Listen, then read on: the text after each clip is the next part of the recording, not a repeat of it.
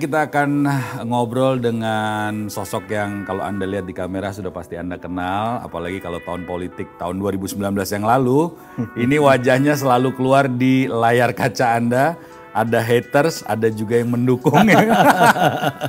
Berimbang. Banyakan mana Mas? Banyakan hatersnya apa yang ngedukungnya? Mungkin haters. Haters ya? Saya harus merasa seperti itu Oke. supaya otokritik jalan terus. Oke, inilah dia Mas Yuniarto atau Mas Toto. Ya. Mas Om atau Toto aja panggilnya. Mas deh ya Mas. Ya, Mas Toto Oke. boleh. Oke Mas Toto, ini Ya. tahun 2020 adalah tahun kembali lagi ya. Sebenarnya itu di Indonesia setiap 5 tahun sekali pemilihan presiden dan Ya, legislatif. lain-lain juga ada ya. Ada pemilihan gubernur, pemilihan bupati, dan tahun Pilkada. 2020 ini ada lagi pilkada ya. Ya, kita tahu bukan situasi yang mengenakan ya. Jadi sama seperti kita bicara ekonomi, kita bicara tetap ada kegiatan politik, tapi tanda kutip nih, bahasanya sebenarnya kondisi yang terpaksa dijalankan. Jadi kalau dari sisi protokol kesehatan, jujur, sebetulnya menurut saya dalam kondisi yang penuh serba ketidakpastian. Artinya ada PR besar pertama buat negara, penyelenggara pemilu, pastikan pilkada ini aman atau tidak. Karena sebetulnya pilkada serentak tahun 2020 ini pilkada dengan jumlah terbesar. 270 minimal itu kan hampir 270. bahkan setengah lebih dari keseluruhan kabupaten kota di Indonesia. Oke. Yang tadinya kan mungkin direncanakan dalam kondisi normal, bisa berpengaruh ke roda perekonomian dan tentu saja kepastian secara politik pergantian kepemimpinan. Tapi tadinya kan ada skenario apakah diundur ke 2021, tapi akhirnya negara Kemendagri memastikan akan tetap ada di akhir 2020. Perkiraan saya ada faktor ekonomi di situ, ingin menggerakkan perekonomian karena jumlah yang sangat besar 270. Itu jadi satu, pertama protokol kesehatan yang harus dipastikan. Betul. Gak gampang loh ngantri Ya. TPS dalam kondisi seperti itu. Itu berarti jaraknya pun tetap Ya, harus. hitung-hitungan saya nanti akan ada PKPU yang mengatur waktu yang mungkin lebih lama. Karena nggak mungkin kita paksakan dalam waktu yang sama sampai jam Biasanya 1 hari udah selesai. sampai jam 1. Iya, Bahkan sudah selesai ya. Tapi Ya. kan untuk protokol kesehatan jarak, distancing, dan menghindari kerumunan, saya yakin harus ada aturan yang mengatur teknis. Yang kedua, kualitas dari pilkadanya sendiri menurut saya jadi catatan. Ya. Kenapa? Pertama terkait dengan voter turnout istilahnya atau partisipasi pemilih. Artinya akan ada konsekuensi lain. Orang cenderung partisipasinya melemah.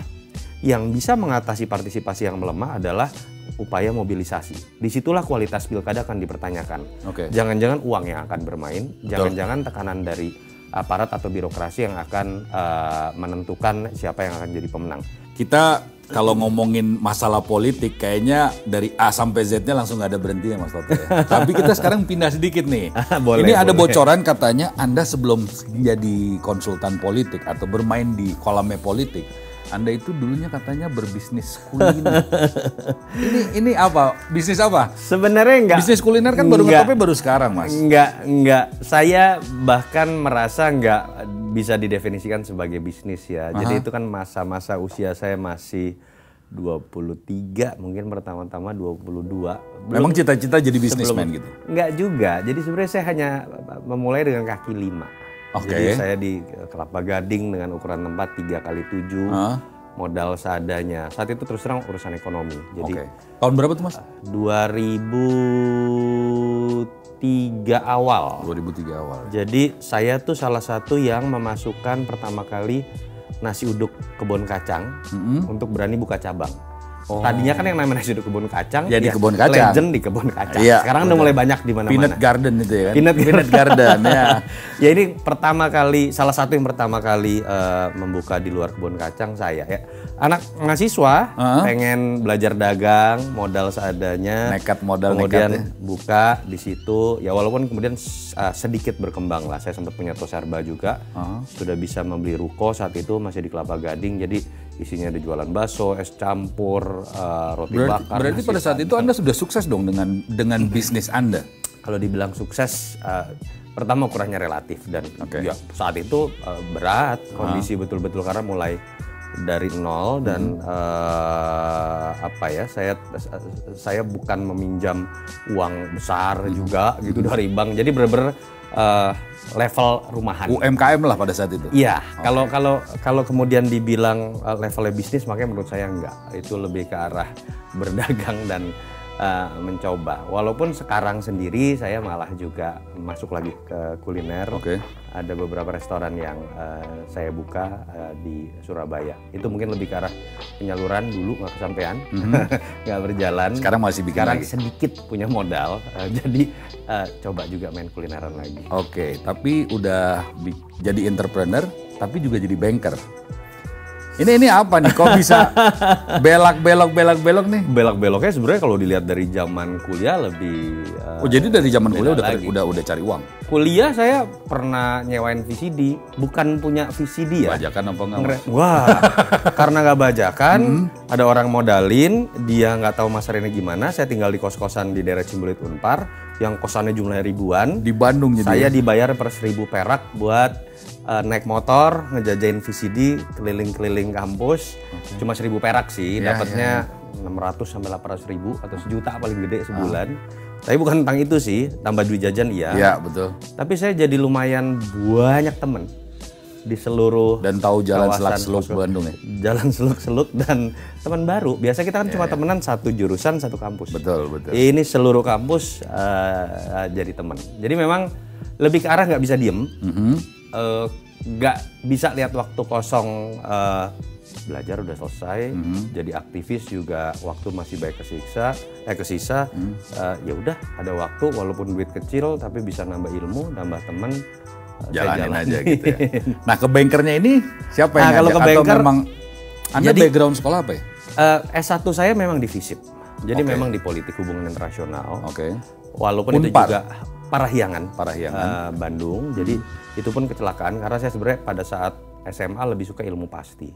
Pengennya masuk teknologi pangan dan nggak lolos biasa UMPTN. Oke. Pilihannya antara masuk ke cadangan yang saat itu saya daftar HI. Tapi itu Unpar sih begaul tuh ya kan. Unpar katanya Di zaman itu pilihan utama swasta Bandung ya kan. katanya paling bagus. Ya. Hubungan internasional juga katanya paling bagus. Tapi saat itu saya nggak ngerti pada saat daftar HI hubungan internasional jurusan itu apa. Gara-gara teman-teman SMA kelas 3 satu kelas beberapa ikutan yuk, gue lagi daftar HI Bandung, nginep sehari gitu kan. Ikutan seru-seruan. Pingin tahu aja gitu Nggak ya. tahu apaan gitu kan. Pengen masuk teknologi pangan, pede bakal masuk, kita pikir tiba-tiba nggak masuk. Pilihannya antara kita nunggu setahun daftar lagi UMPTN atau masuk ke bidang yang jujur ya setengah-setengah nggak ngerti. Tapi itulah jalan hidup. Akhirnya saya masuk di Unpar, jadi aktivis habis-habisan, demo. 98 tuh ya? Saya setelah 98, saya masuk kuliah 99, itu zaman-zaman bubarkan partai A, mungkin ingat zaman dulu. Lalu menolak rancangan undang-undang penanggulangan keadaan bahaya. Kalau demo Gedung Sate kalau di Bandung. Betul. Jadi aktif. Nah, setelah saya semester 6 saya dagang itu. Saya mulai belajar bisnis yang lain-lain. Saya belajar finance, saya suka dengan finance juga. Oke. Saya saat itu ada kesempatan di Magister Manajemen UI.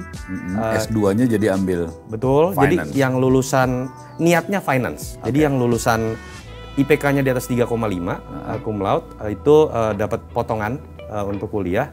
Saya masuk niatnya finance. Jadi saya pengen perdalam. Jadi saat itu saya dagang. Saya S2 malamnya, siangnya saya pengen perdalam, saya masuk di Citibank, kerja juga sebagai banker, jadi full tuh bener-bener. Jadi sebenarnya ilmunya sudah langsung dipraktekkan pada saat itu ya? Iya, ceritanya begitu. S2-nya udah langsung S2-nya pengennya keuangan, langsung juga kerja di bidang keuangan, tapi saat itu nyambung, baru 9 bulan saya kuliah, kan penjurusan itu baru tahun kedua. Betul. Tahun pertama umum, tahun kedua niatnya finance. Nggak sengaja ketemu dengan mantan dosen, Bima Arya Sugiarto, wali kota Bogor sekarang. Betul. Yang saat itu dia bilang, gua pengen bikin konsultan politik. Jadi disitulah lompat kodok terjadi lagi.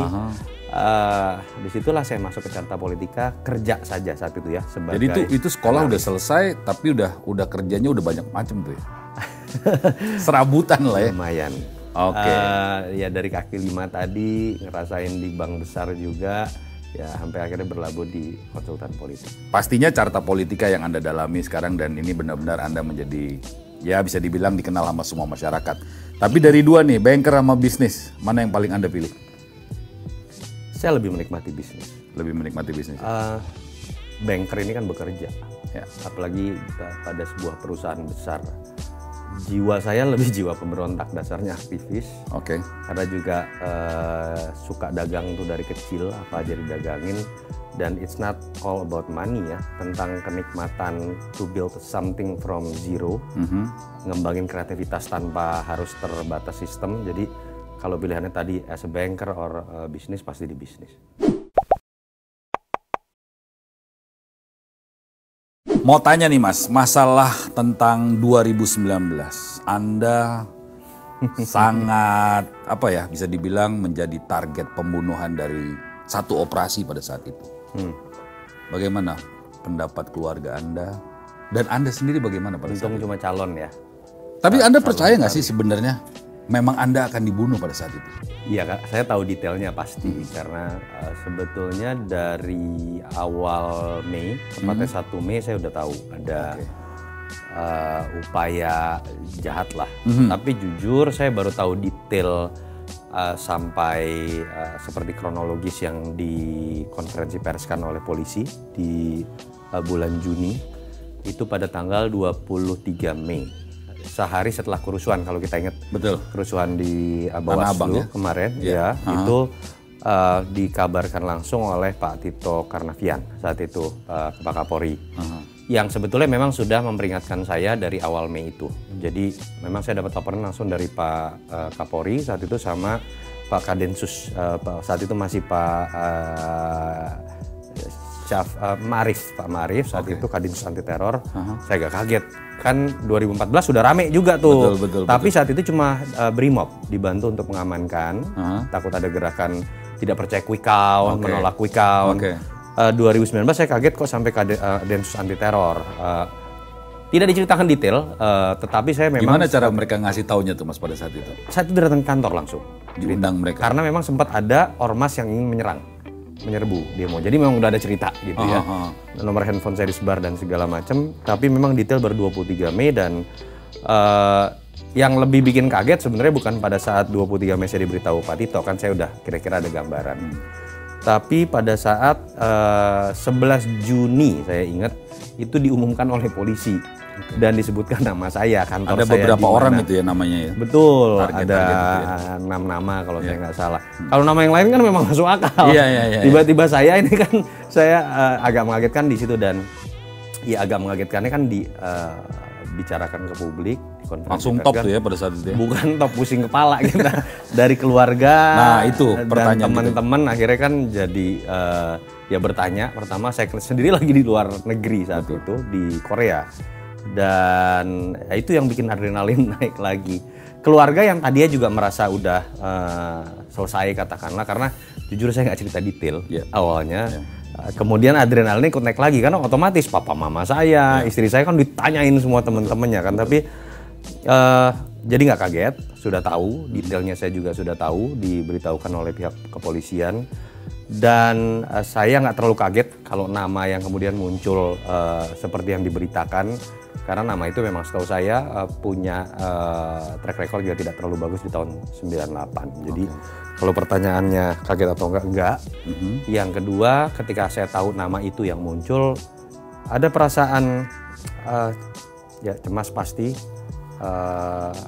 kaget pasti.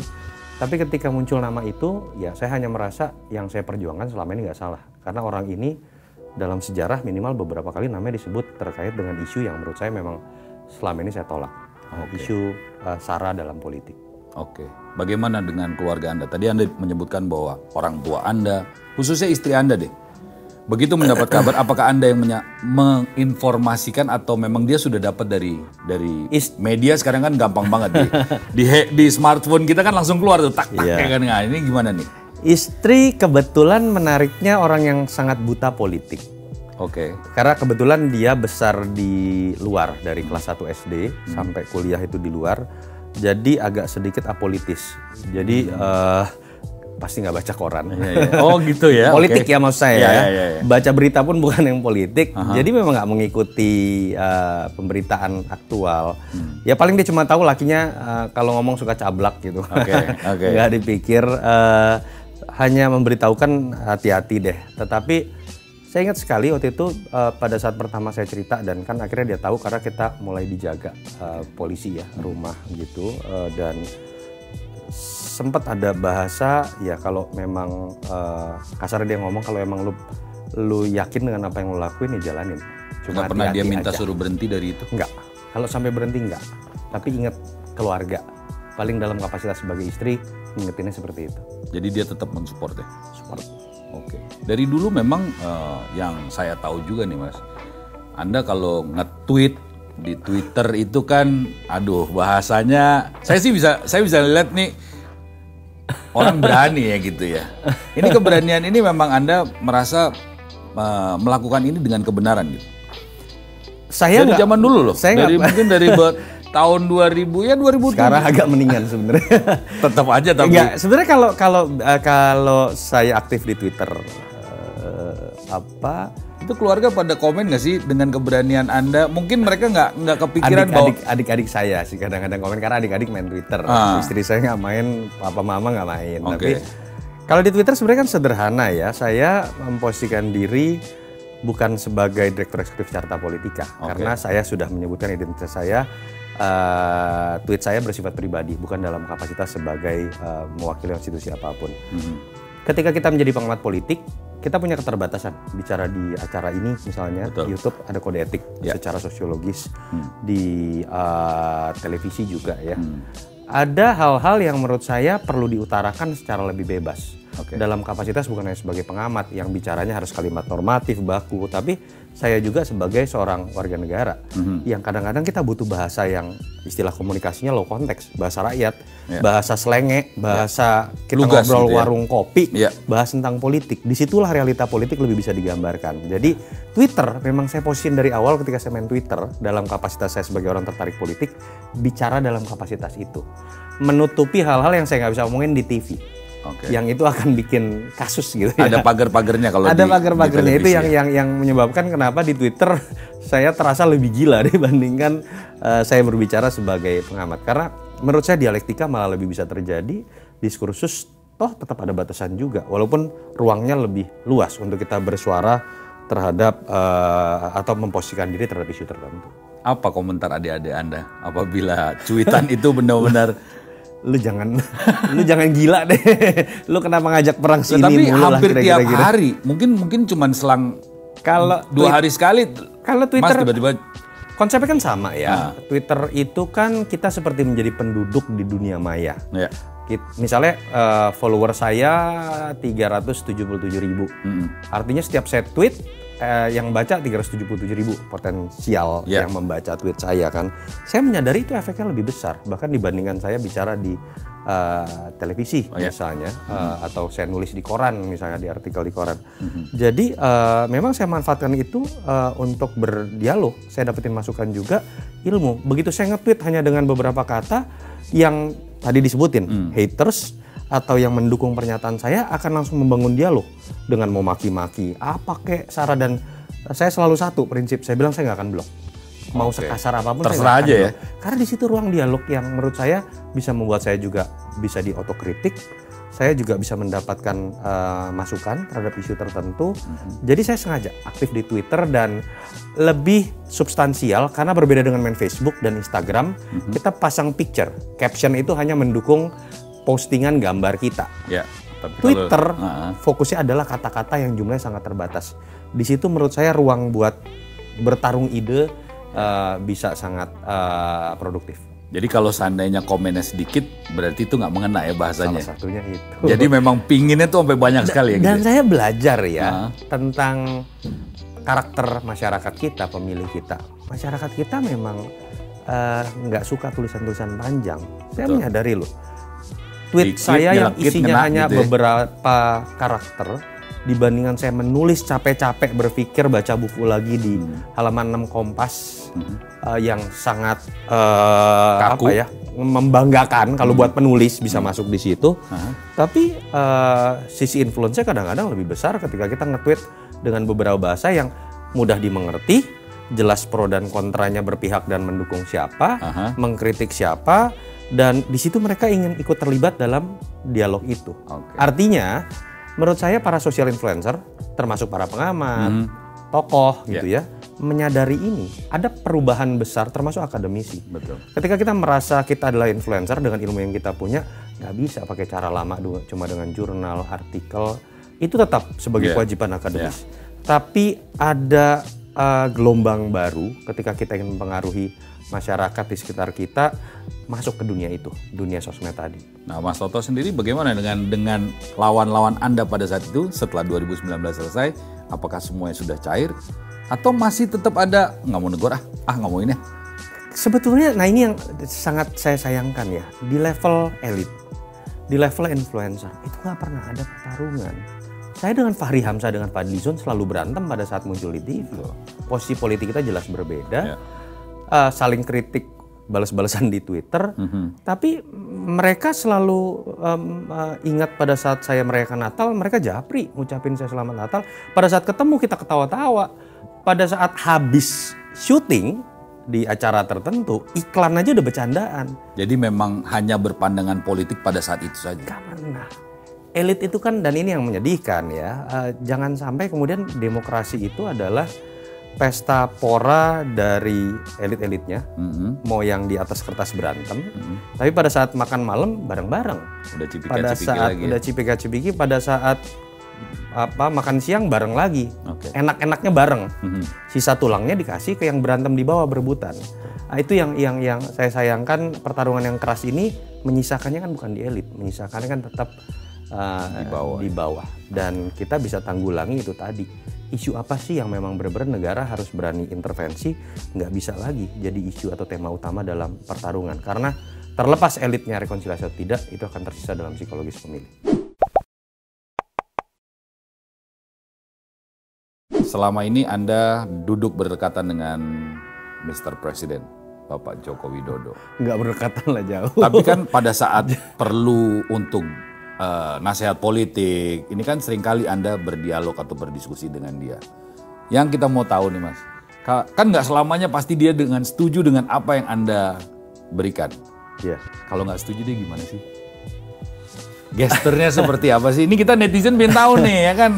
Iya, sebenarnya gini. Dari 100 mungkin nggak mungkin semuanya dia terima dong. Pertama kenal Pak Jokowi sebenarnya sudah saat 2012 awal Carta Politika tuh udah pernah memberikan Carta Politika Award saat itu. Acara tahunan kita Best Regional Leader of the Year, dan saat itu dia masih wali kota, bahkan belum gubernur ya. Jadi memang, dan saat itu kan memang banyak orang yang melirik beliau sebagai keren ya pas jadi wali kota Solo. Ya ada hubungan saya memang di situ kemudian, dan ya saya termasuk yang mengambil sikap jelas. Saya menolak Prabowo saat itu, dan terutama karena latar belakang saya aktivis, dan saya pikir harus ada regenerasi. Orang yang katanya cuma petugas partai, orang yang bukan pemilik partai, boro-boro darah biru, bekas orang kere juga, punya track record jelas sebagai wali kota gubernur, kenapa kita nggak jadi presiden? Nah, Pak Jokowi juga dekat, setahu saya, dengan beberapa pengamat, peneliti lain.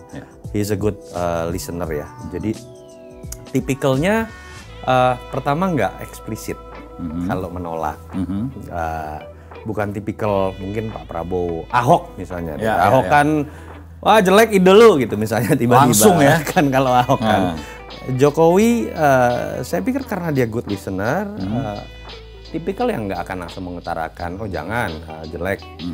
Walaupun ada kecenderungan lebih eksplisit ketika sudah jadi presiden. Kalau saya bandingkan dibanding zaman gubernur, jadi presiden, apalagi periode kedua, cenderung ada sudah kelihatan gitu, lebih eksplisit. Nah, saya tidak tahu, itu perkembangan psikologis orang yang berbeda-beda. Tetapi beliau orang yang memang mendengarkan tadi ya. Jadi kalau nggak setuju pun dia challenge kita, bukan langsung udah loh gak nyambung gua gitu ya.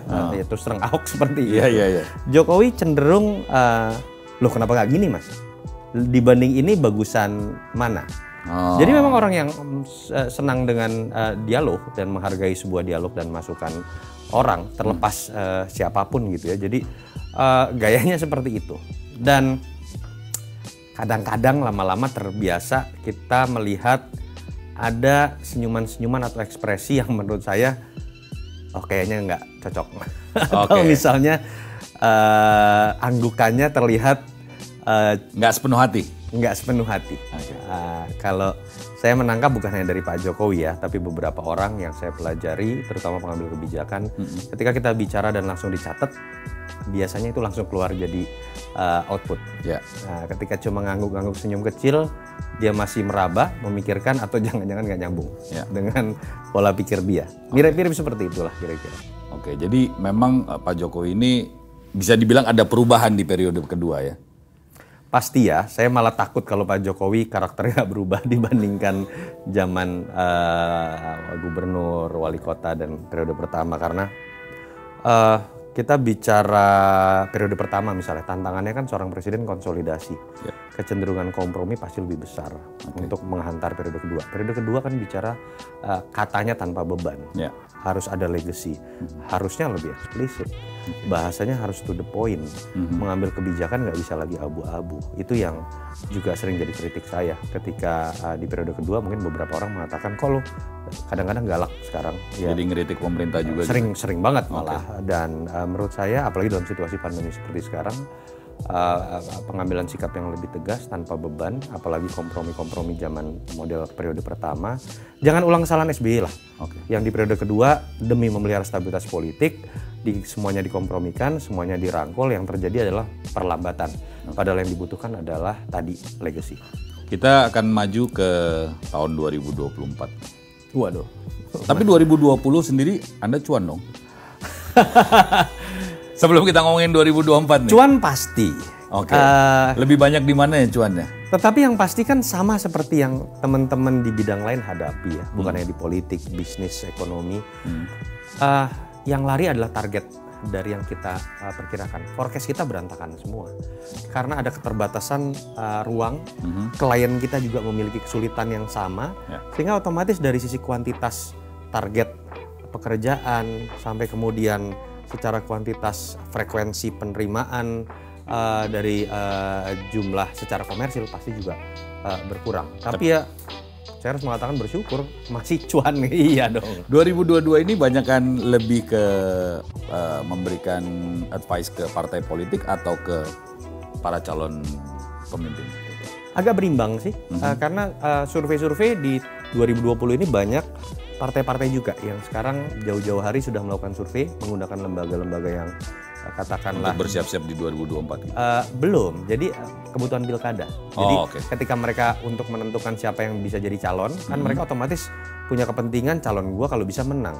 Karena itu yang akan jadi nyambung ke 2024. Akan jadi basis kekuatan gua untuk maju di 2024 termasuk untuk pemilu legislatif dan pilpres. Nah, disitulah lembaga survei selain diminta oleh calon-calon kandidat kepala daerahnya, juga partai-partai jauh-jauh hari sudah mulai melakukan survei pemetaan. Jadi uji coba untuk 2024 adalah ajang 2022 ini? 2020 ya 2020 ini ya?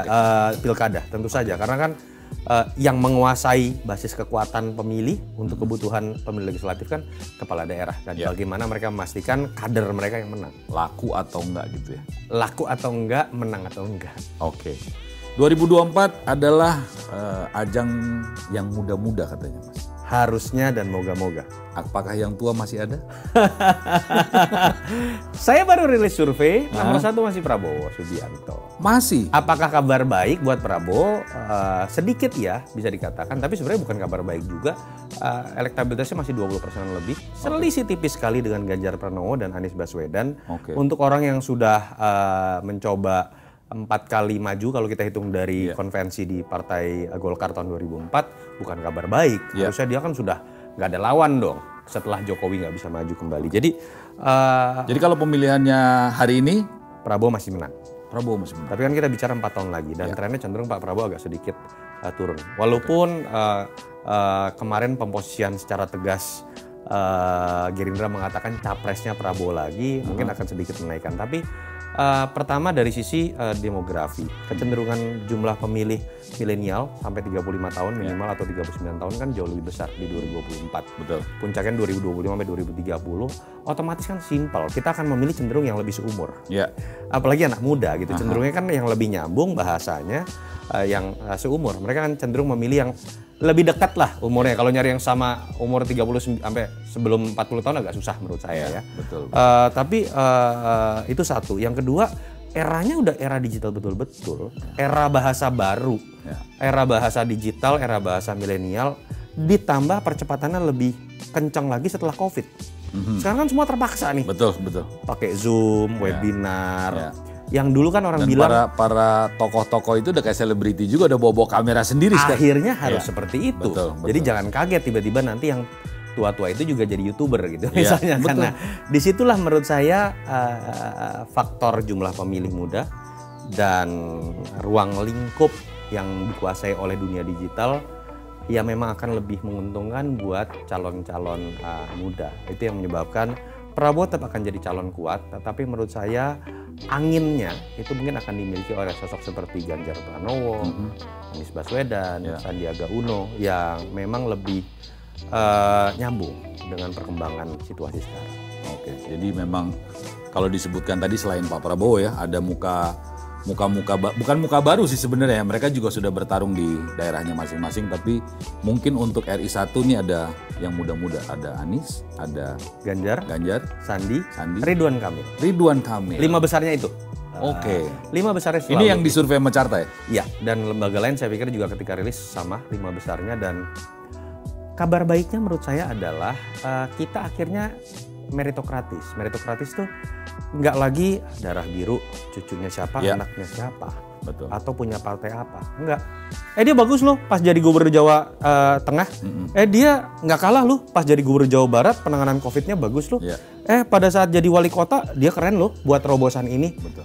Itu kan yang kita lihat dalam budaya korporat, yang kita sebut dengan KPI ketika kita menilai kerja seseorang. Kalau darah biru semata atau sekedar punya partai semata, undebatable. Itu seperti something given. Jadi bukan masalah dikotomi muda dan tua, tapi buat saya yang jauh lebih penting adalah ada penilaian dan raport yang kita mulai gunakan sebagai pemilih ketika menentukan calon pemimpin kita di level nasional terutama. Artinya kita udah bicara ini. Kita nggak sekedar bicara faktor kesukaan secara emosional yang ujungnya seperti kita bahas tadi, potensial menimbulkan gesekan. Untuk Mas Toto sendiri, 2024 kira-kira secara pribadi nih, siapa yang bakalan akan, tadi kan udah ada 5 nih, satu nama aja. Kan Anda bisa dibilang dukunnya politik nih, ya kan? Kita mau tahu nih dukunnya politik bicara apa nih sebelum kita akhirin nih. Ganjar Pranowo ya? Dengan ABCD alasannya. Buat saya revolusi akan terjadi di situ ketika dia juga hanya petugas partai, mirip dengan zaman Jokowi. Dia punya track record dan portfolio secara meritokratis juga sebagai kepala daerah, sebagai anggota DPR. Cenderung bisa dikatakan muda. Lawan beratnya siapa? Menurut saya Anies Baswedan. Oke, jadi bukan Pak Prabowo malah ya? Pak Prabowo sangat mungkin bisa maju kembali, tetapi tadi arah anginnya harus dia putar balik ketika dia bisa membuktikan walaupun dengan usia yang cenderung sudah bisa senior, generasi lama gitu ya, tapi dia bisa tampil generasi dengan analog bukan digital ya. Analog, disket gitu ya. Jadi dia tampil juga dengan pendekatan baru. Muncul juga dengan isu-isu yang sifatnya adaptif, nggak sekedar teriak anti asing, anti aseng dan nasionalisme gaya lama. Kalau itu bisa dilakukan, orang akan melihat dia walaupun dengan penampakan lama, tapi punya substansi untuk bisa beradaptasi dengan tantangan di dunia baru. Kalau itu terjadi, bolehlah. Jangan dibatasi keinginan seorang menjadi pemimpin, termasuk Prabowo. Terakhir, kenapa Anda seneng banget dengan lagu Mbah Dukun itu? Dari mana? Coba dong nyanyi dikit. Relax lah, ngomongin politik terus kan kita tegang. Anda apa karena Anda dukun politik, Anda senang milih lagu itu? Enggak sih. Kalau lagi karaoke katanya pilihannya selalu itu. Ini pasti dari yang pernah karaoke bareng. Lagunya lucu, dan apa ya, kalau nyanyi lagu itu pasti berdiri semua. Dan itu memang selalu jadi pilihan Anda? Kadang-kadang nyanyi, nah kurang ajarnya teman-teman begitu udah karaoke, siapa lo nyanyi yang lain, nyanyi serius gitu. Mbak Dukun dong, Mbak Dukun. Mbak Dukun lagi, Mbak Dukun lagi gitu. Iya. Oke, masih apa liriknya? Dikit-dikit ya. Depannya aja ya. Oke. Ada Mbah Dukun sedang ngobatin pasiennya. Bukan pasien, pasen. Pasen ya. Kas alam itu penyanyinya. Oke. Terima kasih Mas Toto. Terima kasih Mas Rudi, sama-sama. Direktur Eksekutif dari Carta Politika yang sudah hadir bersama kita. Selamat bertugas, selamat berkarya. Masih banyak pasti PR-PR-nya ya. Dan yang terakhir nih Mas, kalau seandainya Anda lihat nih, cocoknya saya jadi apa? Camat, lurah, anggota dewan atau apa? Secara cepat. Wali Kota Jakarta Barat. Amin.